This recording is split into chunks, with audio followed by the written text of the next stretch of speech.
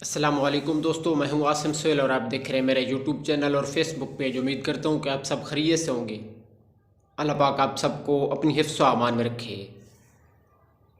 دوستو، جب موسم سرما کا آغاز ہوتا ہے تو نزلہ زکام اور سردی کی بیماری تو عام ہوتی ہے، لیکن اس کے علاوہ ہمیں ہاتھوں اور پاؤں کی انگلیوں پر سوزش کا سامنا بھی ہو جاتا ہے۔ موسم کی تبدیلی کسی نہ کسی طریقے سے ہم پر اثر انداز ہوتی ہے۔ انگلیوں پر سوزش کی وجہ سے ان پر خارش بھی ہوتی ہے اور وہ سرخ ہو جاتی ہیں، جو کہ بہت تکلیف دہ ہوتا ہے۔ اگر اس کی وجوہات کی بات کریں تو سوزش کسی انفیکشن یا چوٹ کی وجہ سے بھی ہو سکتی ہے، لیکن جب ہمیں سردی کے موسم میں انگلیوں پر سوزش کا سامنا ہوتا ہے تو اس کی وجہ یہ ہوتی ہے کہ جب موسم کا درجہ حرارت ٹھنڈا ہوتا ہے تو ہمارے ہاتھوں اور پاؤں کی انگلیوں کی بلڈ سرکولیشن کم ہو جاتی ہے، کیونکہ ہمارے ہاتھ اور پاؤں جسم کا آخری حصہ ہیں اور یہ حساس حصے ہیں۔ اس لیے جب خون کی گردش کم ہوتی ہے تو ہمارے ہاتھوں کے مسلز کو جو انرجی چاہیے ہوتی ہے وہ نہیں مل پاتی، جس کی وجہ سے سوزش ہوتی ہے۔ اس کو چلبلین بھی کہا جاتا ہے۔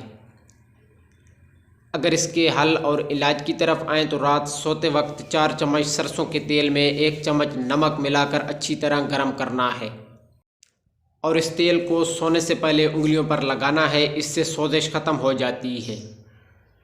اس کے بعد دوسرا حل یہ ہے کہ آدھا چائے کا چمچ ہلدی زیتون کے تیل میں ملا کر لگائیں۔ اس کو انگلیوں پر لگانے سے سوجن کے ساتھ خارش، جلن اور درد سے بھی نجات مل جاتی ہے۔ اس کے علاوہ پیاز میں اینٹی بائیوٹک اور جراثیم کش خصوصیات پائی جاتی ہیں، یہ انگلیوں میں سوجن کو کم کرتا ہے۔ اس کے لیے سوجن والی جگہ پر پیاز کا رس لگائیں اور کچھ دیر کے لیے اسے چھوڑ دینا ہے۔ اس سے بھی آپ کو بہت ہی جلد راحت محسوس ہوگی۔ اس کے ساتھ ساتھ مٹر ہیں، ان سے بھی علاج کیا جاتا ہے۔ تو اس کے لیے مٹر کو پانی میں اچھی طرح ابالنا ہے اور اس کے بعد اس پانی سے ہاتھ اور پاؤں دھو لینے ہیں۔ اس سے بھی سوجن ختم ہو جاتی ہے۔ اس کے علاوہ زیتون اور ناریل کا تیل برابر مقدار میں لے لینا ہے اور ان کو مکس کر کے ہلکا سا گرم کرنا ہے۔ اس کے بعد ہاتھوں کو اچھی طرح دھو کر اس تیل کو ہاتھوں اور پیروں کی انگلیوں پر اچھی طرح سے لگا لینا ہے۔ اس کے علاوہ ایسی غذا کا استعمال کریں جو اس انفیکشن کو کم کرتی ہے۔ اپنی غذا میں لہسن اور ادرک کو ضرور شامل کریں، یہ سوجن اور انفیکشن کو کم کرنے کی صلاحیت رکھتے ہیں۔